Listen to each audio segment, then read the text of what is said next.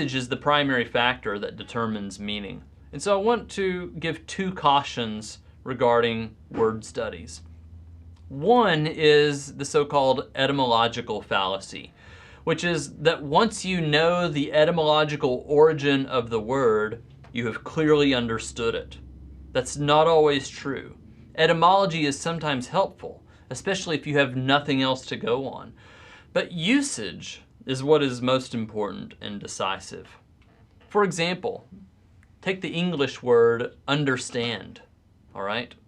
Would you want to make, if this is a foreign word to you, would you want to divide it up and make too much out of under and stand? Maybe someone would look at that verb and say it's something having to do with standing under something, all right? Well, if you're picturing standing under something, even if that's what the word comes from, right? If that's what you're picturing, a physical or even a mental standing under, you're going to be bogged down and not really understand. Understand? A Greek example of this is the word anagnosko, all right? That word means to read. But if you do the same thing that we just did with understand, you take it apart, anagnosko means to know again or re-know, all right?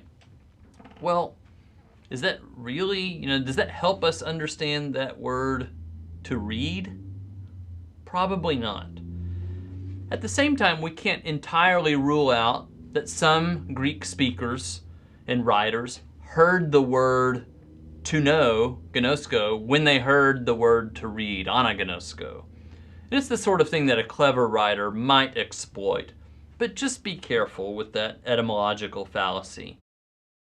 If you like what you've heard and you want more, visit christian-studies.org and subscribe to the video course on understanding the Bible. And while you're there, check out our journal and other content from the Center for Christian Studies.